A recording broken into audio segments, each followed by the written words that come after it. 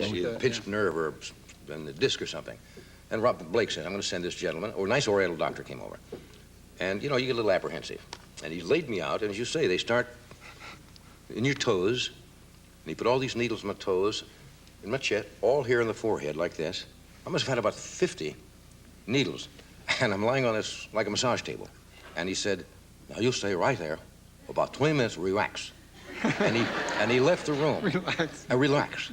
And all I could think of, what if I fall off of this table? And I almost got hysterical. All these needles sticking out. It didn't work for me. No, what happened with me was interesting. I went, and I didn't have the desire. I used to smoke 3.5 packs a day. I don't smoke anymore. Right.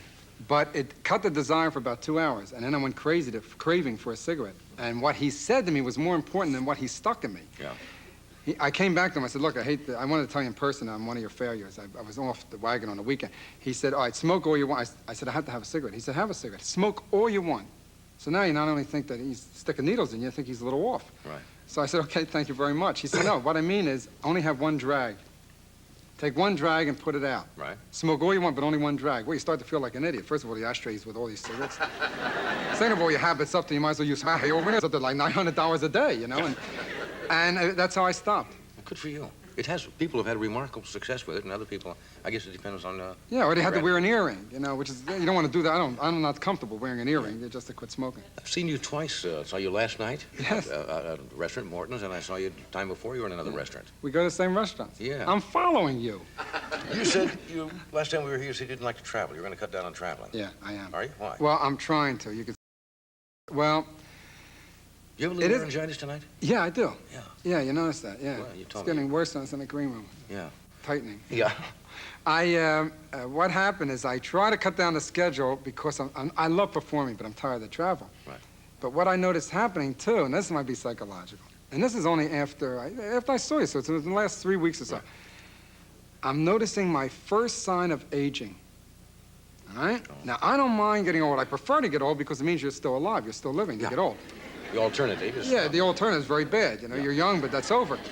The only thing, I'll tell you one thing I don't like about getting old. There's one fear I have. You know, when you get old, I don't know if you ever thought about this, your feet get ugly. It's... Your feet get ugly? Sure. You think about it. Like if you had a little baby, you play a game, right? One little pig go to market, right. 2 little pig come home. You never do that with your grandmother. No. Right? I mean, it's... Yeah. So, but that's all right. I'm doing okay in the feet. And I don't have the obvious signs. You know, obvious signs like if you go to a nudist colony just to hang out and that's all you can do. Yeah. Yeah, no gray hair. Yeah, no gray hair. And you ever been in a nudist colony? No. Yeah.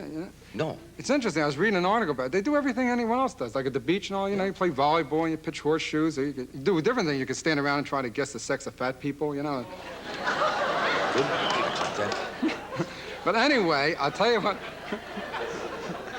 what my aging sign is. This is going to be very strange. All right. I'm nodding too much. Now, I'll tell you what I mean, all right? You say to a young person, right? Looks like it's going to rain. Now, a young person would go, yeah, right. And that's it. I'm going to show you what I do. I'm telling you, this is a sign. Want me to ask you the question? Yeah, go ahead, ask the question, yeah. Looks like it's going to rain today.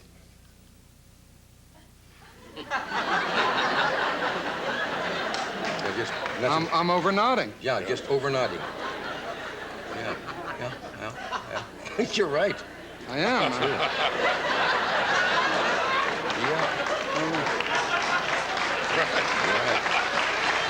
You're Fred.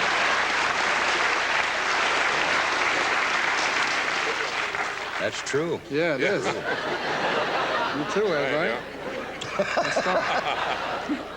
So, and you know, this is the worst place to age, America. I mean, we don't really take care of our... We were talking about last night. Most countries, they revere elderly people. They do. And, you know, you can do little things for older people, and my parents are in their 80s. Little things that really, just to help, a minor thing. I think, if I were a politician, this is a law I would pass. Every automobile sold to an elder citizen should have the windshield underneath the steering wheel. Why can't they be comfortable? Yeah. Minor thing. Never thought of that. How? What do you do to kill the boredom when you're out on the road? You spend a lot of time in hotels, motels. That's a toughie. See, I'm not, when I get into small towns, it's real tough. Yeah. You know how I know a town's going to be dull? When I jump into a cab and I say to the cab driver, take me where the action is. And he drives me to the place where I'm working. Bad time. What I do is I'm not a television fan. Yeah. That's where I A lot really of have people kill fun. time there. Yeah, the television. I tried. I saw a show. This is the first time. I never saw this show because I don't watch it on a regular basis. Did you ever see Real People? Sure. If these people are real, what the hell are weirdos? I couldn't believe it. They they brought in people like, here she is, she lives in a toilet. Real people. A man who fillets fish with his face. Real. These are real people. Really, these are real people. And I do watch sports, thank goodness. I saw a great shot on television. I don't know if you saw this, and it was a Twins game. Television coverage, great. Guy hit a line drive, and it hit this ball player right in the crotch. Broke 4 of his knuckles.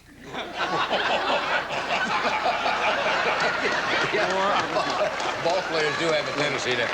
Well, fans are no better. Look at fans. You ever notice fans, what happens? The most intelligent people, the most sophisticated people, you turn a camera on them in the stands. Yeah. It's like a vacuum sucks their brains out of their ear. Nobody knows what to do.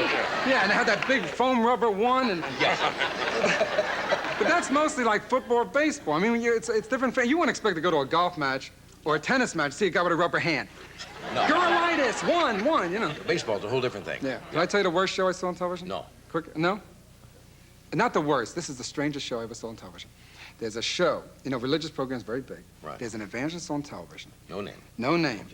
No name. He's not only an evangelist, all right? He's also a faith healer. He heals people. Now, you ready? Heals people, and he wears a toupee. I don't get it. Huh? He fixes up. He fixes this everything. guy, and he can't cook away. And it's a real bad toupee. It's like you're looking for the chin strap underneath it. If you're really good, If you're really- hear this. We'll take a break. We'll be right back. The Barrett sisters are here.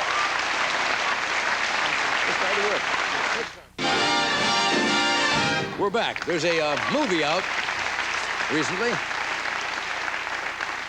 Motion picture that just came out called We Promise You. Marla. It's been nice having you ladies here. Thank really you. We enjoyed the enjoyed music it very so much, and I much. hope the movie's a big hit for you. Thank We you. figured out it was David Brenner's 133rd 33rd. appearance on The Tonight Show.